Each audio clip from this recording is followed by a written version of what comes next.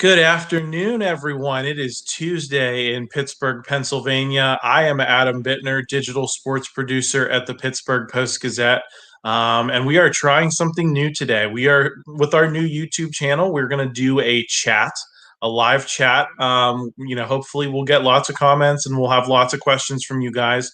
Um, the chats are one of the most successful things, one of the most popular things on post-gazette.com. Jerry Dulac, Ray Fittipaldo, Jason Mackey. You guys love their chats, and so we're going to start doing some YouTube chats to kind of take that concept forward. Let you guys see us, let you hear us, let you interact with us. And so that we're not just typing behind a screen, but you maybe get to know us a little bit as people. So if you're new here, if you're new at the Post Gazette YouTube page, please like the video. Please subscribe to the channel, and so we can keep you coming back. Also, there is in the description of this video, there is a link for six months of digital access to postgazette.com for just $6. That's $1 a month. What are you doing with $1 a month? Subscribe, get on board, start enjoying all of the content, and that'll be great because we're getting into football season. Pirates off season is going to start. Hopefully we have some interesting things to talk about. So you'll want to sign up with that deal as soon as you can. Otherwise, let's get into it. Does anyone have some questions that we can take today? I certainly have some topics written down here that I want to get into with you guys. First, number one, we got a lot of Steelers news today. There was, at the top, we got that there was an error with the depth chart for the Steelers quarterbacks, that actually Kenny Pickett is number 2. Mike Tomlin announced that in his news conference this afternoon. So that's a big that's big news for a lot of people. I've seen a lot of complaints about the complaining about Kenny Pickett being at the time the number 3 quarterback. Now he's been bumped back up to number 2 officially. But now there seems to be a lot of people on social media who are all fired up about the change. So I don't know if I've seen that. I think I've seen more reaction to the reaction than I've seen actual reaction to the news. But I think it's interesting for for the Steelers that they decided to go this route. I think there were arguments for both guys. Certainly Mason Rudolph has the experience, not only in the NFL, but certainly the Steelers offense. It would make sense for him to be maybe the primary backup for a couple of weeks. But Kenny Pickett also closed strongly in training camp and certainly the preseason. And he's ultimately the guy that the Steelers are going to want to get there because they have him on that cheap rookie contract. And that's what we see in the NFL these days. That's the coin of the realm, is get yourself a good quarterback on a cheap rookie deal and build a solid team around him. So it makes sense that they want Kenny Pickett to be in that spot if he is showing that he's ready to them. So I think there's a lot of interesting conversation there. I also think we got the special announcement. The special announcement was teased for probably not quite 24 hours, but the Steelers announced yesterday that they would have a special announcement at 1 p.m. They didn't say what it was, and it wasn't until Franco Harris walked in that media room today that I think anyone kind of had a sense of what it would be. I said on Twitter, I thought that they were going to announce someone else was giving them money after this Acrisure Stadium deal. And that tends to be the type of thing that gets the owner to come down and say a few words. But in this case, they announced that they are retiring Franco Harris's number for the December 24th game at Heinz Field against the Raiders. That is one day after the 50th anniversary of the Immaculate Reception. The Steelers said they also plan to, have a ceremony that day for exactly 50 years, kind of like the Pirates do over at Forbes Field, the old site. People listen to the radio broadcast of the Game 7, the 1960 World Series. It sounds like the Steelers are planning something similar on the North Shore on the day of, but then they will play the Raiders, who they played infamously on the day of the Immaculate Reception 50 years ago. They'll be playing them on Christmas Eve. And as part of that, they will be retiring Franco Harris's number. So that'll probably be a raucous crowd that night as well. I think it's an interesting decision because we went years with almost no jerseys retired in Steelers history. That was kind of one of those things that set them apart from a lot of teams. Was much lesser teams would retire the numbers of much lesser players than a lot of the great Steelers. But the Steelers kind of wore it as a badge of honor that they didn't retire jersey numbers. But some of these legends are getting older, and that you need opportunities to recognize them and keep them fresh in your fan base's memory. I think we saw that with Joe Green a few years ago when his jersey was retired, and if they're going to start going down the road of retiring jersey numbers, it makes sense for Franco Harris as one of the greatest Steelers of all time, but also certainly the timing, the Raiders coming to town, the 50th anniversary of the Immaculate Reception. To me, it makes sense to kind of do that. The question for me is, how far down the line do you go? Do you end up retiring the numbers of everyone who's in the Hall of Fame? Because that's a long list for the Steelers. There's only 100 numbers that you can put on jerseys. So how many guys will ultimately get that honor? And will that debate start to rage? I mean, we saw tons of debate just for the Pirates Hall of Fame this past summer. And now that a lot of these guys from the 70s are in the Hall of Fame now, it feels like the jersey retirement crew, is kind of a more elite company, and that the Steelers are setting that up for us to have those conversations of who deserves not only to be in the Hall of Fame but to have their jersey number retired and to kind of be in that next echelon of people. So let me know in the comments what you guys think about the jersey retirement, and we can chat about that a little bit. Another thing I wanted to talk about was Pitt as an underdog this week, coming off the big backyard brawl win. They are about a 6.5-point underdog the last time I checked DraftKings, which is where we tend to get our odds for our weekly betting guide at postgazette.com. If you haven't read that before, that comes out on Thursdays. I write it up on Wednesday, so we'll be giving you all the trends for all the local games and some big national games. So do check that out for sure. But anyway, Pitt is a 6.5-point underdog. So what does that mean?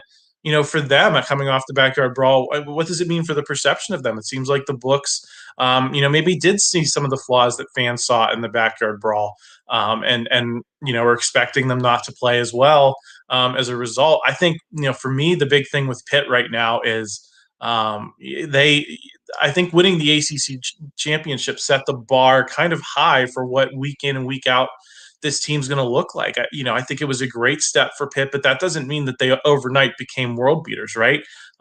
Sometimes just doing enough to win is good enough when you're a team in a position like Pitt that has been mediocre for dozens and dozens of years. And last year you have to give them credit for doing just enough to win in the ACC and take home that crown. I think you're gonna, if they're gonna win the ACC title this year, I think you're gonna see a lot more of that, just getting over the top, just doing enough to win. Then you are just gonna see absolute beatdowns and things going exactly to script week to week. And by saying that, I don't think Pitt can win the ACC. I certainly think that they can. Clemson looked very ragged last night. NC State was threatened by East Carolina this week. There's no teams that I'm looking at that Pitt can't beat in that conference. It's just a matter of, for me, is that going to translate every week to blowing out a team of the quality of West Virginia? West Virginia was mediocre last season, but they made some improvements, especially at quarterback. And for me, it's just a matter of sometimes you do just enough to win. So we've got a few questions that I wanted to get into. List one, you're asking if I have a week one score. I haven't decided quite yet. We usually make our predictions, Thursday or Friday. I think I'm leaning towards Cincinnati at this point, by some comfortable, but I think comfortable margin, but I think it'll be a game worth watching. And I think, for me, I need to see the Steelers show that they can do the things that I think that they can do. And I think I kind of align with kind of what the sports books are saying about the Steelers, is that they might struggle a little bit early, but I think that could translate to learning some lessons, finding some cohesion, and getting into some better outcomes by the end of the season. So I'm going to go. If we're going to do a chat exclusive pick, I reserve the right to amend it before it ends up in print this week. But I'll go Cincinnati, probably 28 Steelers 14, doubling them up, but it's a late touchdown that makes the big difference there. So that'll be my initial score, but I might change my mind by the end of the week. We also have a question: will they retire a Steelers or a Seahawks jersey from list one? So I'm pretty sure it's going to be a Steelers jersey. I think I've seen some chatter online about why are there not some Steelers lifers getting this honor before Franco Harris? I think that's a legitimate question. There are a lot of people who that matters to them. Did you go somewhere else to finish your career? And that creates sometimes some hard feelings. And so I get that criticism. I think in this case, it's just a matter of, this is the 50th anniversary of the Immaculate Reception. The game will be one day after the 50th anniversary. And if you're gonna honor anyone for that game that really set the Steelers on the Super Steelers trajectory, I think Franco Harris is the guy for that. So, it makes sense to me that they're going to retire his number, but I certainly get the questions about him going to Seattle to end his career and how that may have changed perceptions of him a little bit. If anyone else has any questions, feel free to drop them in the comments. Otherwise, I got a few other things I wanted to discuss. Oneil Cruz. I tweeted this yesterday, which would have been Monday. It seems like there are three camps of people that keep talking past each other with regard to Oneil Cruz, who don't want to listen to what the other crowd's saying, who argue and bicker about him as a player as a shortstop for the Pirates. I think there's a group of people that are just pure haters that look at his batting average, that look at some of those traditional stats, that look at his strikeout rate and say this isn't good enough. Regardless of how many home runs he hits, regardless of what the StatCast numbers say, they're just not buying what Oneil Cruz is selling at this point, and I think that that's fair.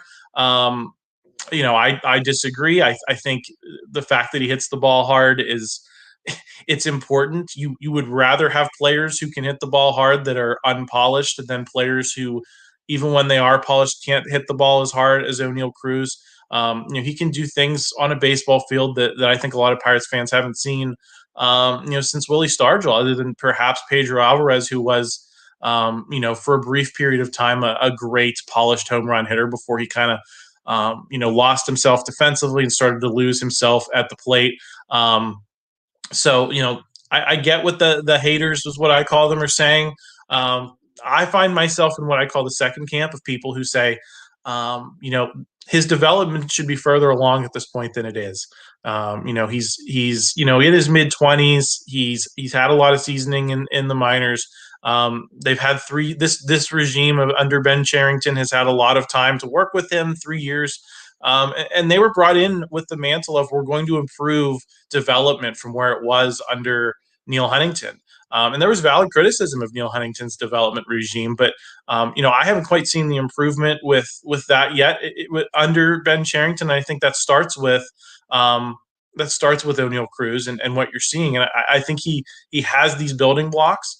But I think there's room to criticize primarily the Pirates for their development, but also, the player himself to a certain extent. And, I'm cautious about anointing him as anything more than he's shown us to be on the field, which is, you guys know me. I'm big into the statistics and things. He's slightly above a win replacement player.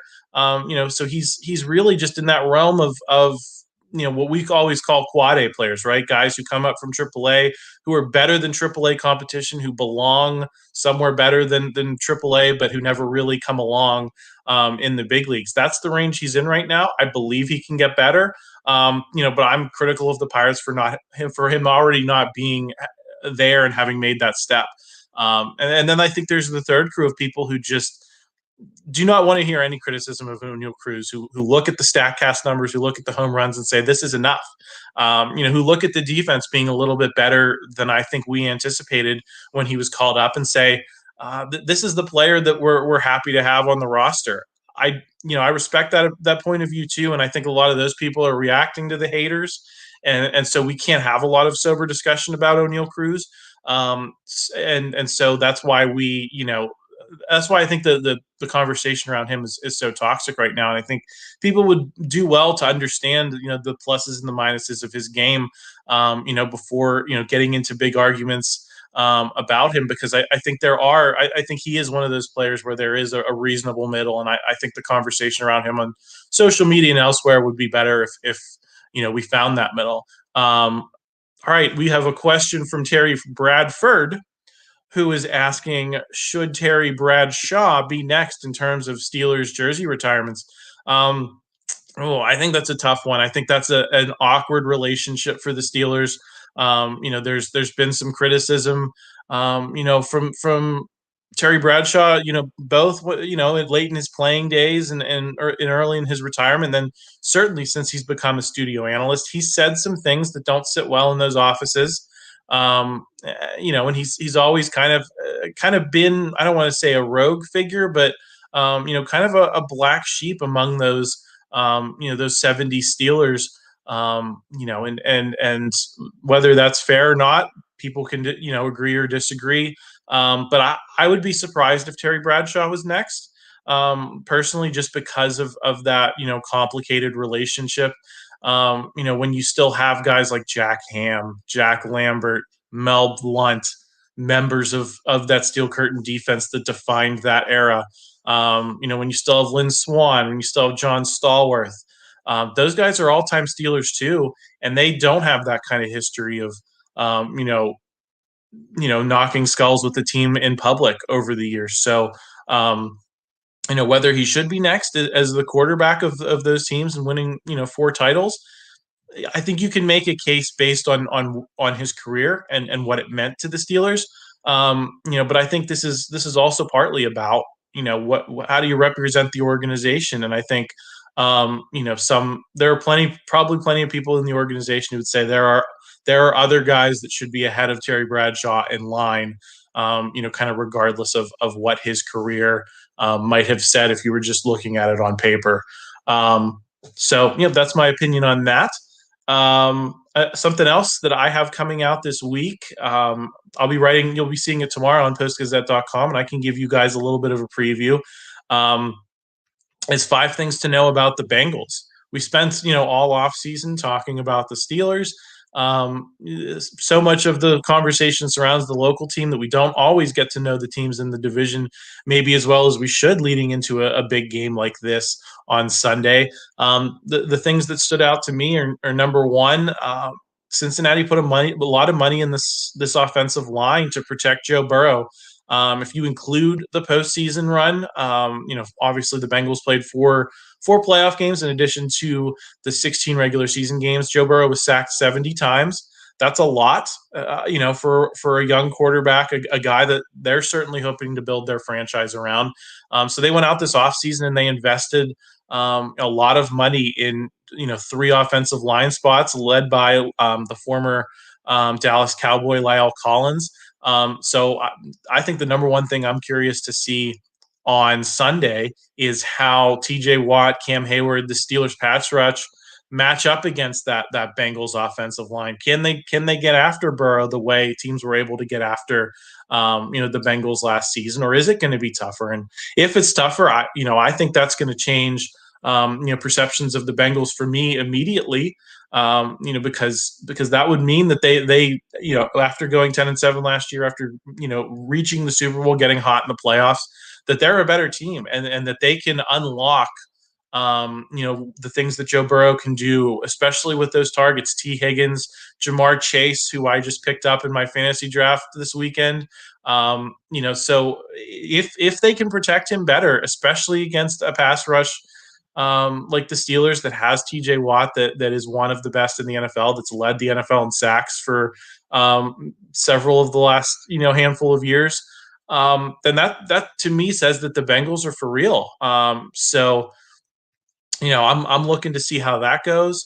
Number 2, they've also invested a lot in their secondary. Daxton Hill was their first round pick. I'm curious to see how he mixes in with 2 pretty good players they already have in the safety mix, and Jesse Bates and Von Bell. I've seen it written that he might be moving around a little bit like he did at Michigan, and leading Michigan to the Big Ten title. So that's another interesting thing for me is, can teams get after them through the air? Can Mitch Trubisky, with all the weapons that he has, still pass against this team? I believe they were 26th against the pass last season in yards per game allowed. That's not great. And so how does Daxton Hill kind of address that? They also drafted Taylor Britt out of Nebraska. He's on injured reserve, so the Steelers will not see him this week. But there's some investment there. They brought Eli Apple back. So that's going to be interesting for me. Hayden Hurst is another guy that's a new face. Not necessarily to the NFL. Certainly, if you're like me and you're constantly trying to find um, a waiver wire tight end in fantasy football, Hayden Hurst is not unfamiliar to you. But for the Steelers in this division, since he left Baltimore a couple of years ago with Atlanta, he's had a really great year, and he also had a down year last year. So can he replace CJ Uzoma?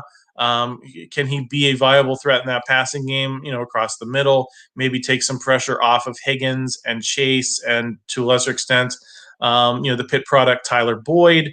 That's something I'm watching. And then, is Joe Mixon rusty at all? He is the returning running back. He had his career best season, just getting over 1,200 yards, scoring 13 touchdowns in the regular season. Can he, is he going to get going immediately? Because he didn't touch the ball. And we saw the Steelers pretty proactively put Naji Harris in the mix in that last preseason game. They took a lot of criticism for that, especially because he revealed later on that he was dealing with a Lisfranc injury. But the Steelers felt that it was important to give him some reps. The Bengals did the complete opposite with Mixon. So, how does that play? Who had the formula right? Was it the Steelers who decided to put Harris in there when they probably didn't have to, or was it the Bengals who kept Mixon out? List one, we got another question from List One. Any word on Deontay Johnson? No update until Wednesday, probably, but did he practice this week yet? List One, I have not been at practice this week, so I don't want to comment, but you should definitely check out Jerry and Ray's chats later in the week. I'm sure they'll have answers for you on what Deontay Johnson's been up to, what they've observed down at the South Side. Terry Bradford says they think putting Naji in there was important for that last game. I didn't have a problem with it personally. Lots of people in my ilk did, just because there's always that risk for injury and these games don't matter.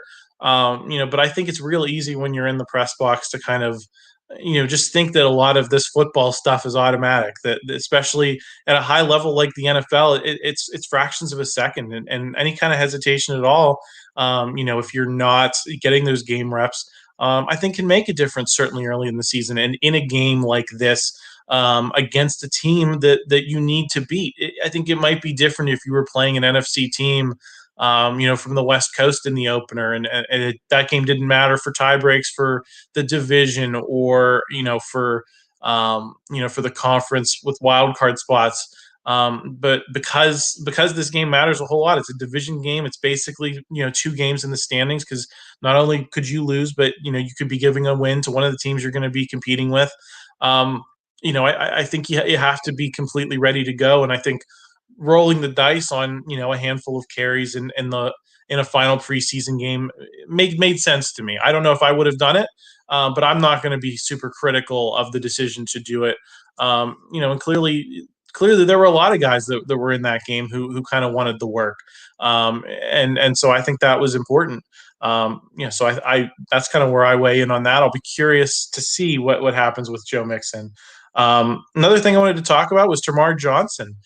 Jason Mackey has a great story up today on Post-Gazette.com. He chatted with Johnson, the Pirates' first-round pick this past June or July, whenever the draft is these days. He was the Steelers' top pick. He got the promotion from the Florida Complex League, which is, I think, what we would have originally called low A, or rookie ball.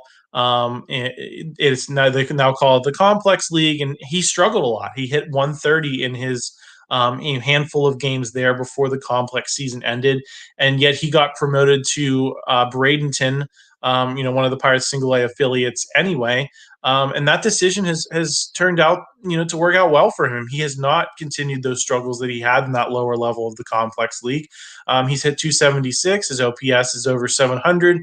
Not great numbers, but remember, he's a high school kid.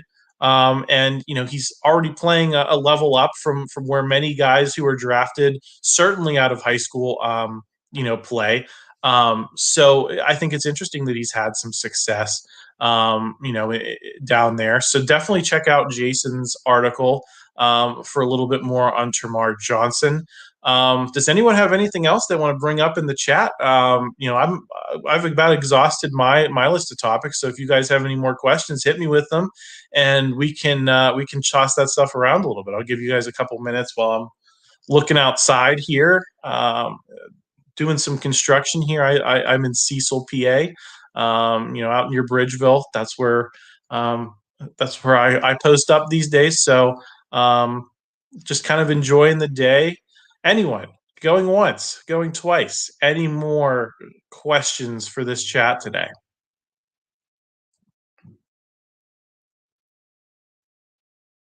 All right. Well, at the risk of wrapping things up a little bit early, thanks for coming on, everyone. This was a great first chat. I'm glad we got some questions and some comments, and we're going to be doing this again hopefully Sunday. I'll be joined by Paul Zeiss, so it won't be just me. I'll be tossing things around with him. I'll be asking him a lot of questions because he'll be at Heinz Field in the press box, or excuse me, he'll be at Paycor Stadium because the game is not in Pittsburgh, it is in Cincinnati.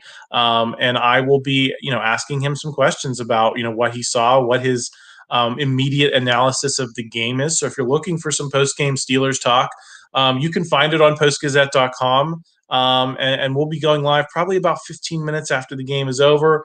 We'll see. I mean, today honestly was kind of a dry run for the concept. Me learning how to do all of the streaming.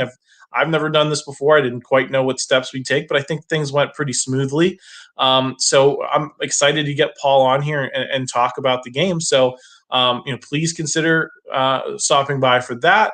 If you joined the chat late, please like and subscribe. Like the video, subscribe to our YouTube channel so you don't miss anything. We announced last week that we're doing this YouTube venture. We'll be having Chris Carter on the North Shore Drive podcast tomorrow. I believe he'll be talking with Jason Mackey. So that video will go up in the morning. Noah Hiles will be hosting a shorter update on Thursday, and then Chris will do his preview for Steelers Bengals on Friday. I'm not sure who his guest is going to be, but Chris Carter will be hosting the North Shore Drive on Friday. You'll see that right here on YouTube. So you guys don't want to miss anything. If you haven't already, please subscribe to postgazette.com and the Post-Gazette YouTube channel. We really appreciate your support, and we look forward to talking to you more throughout the week. Thanks for joining this chat, guys, and we'll talk to you Sunday.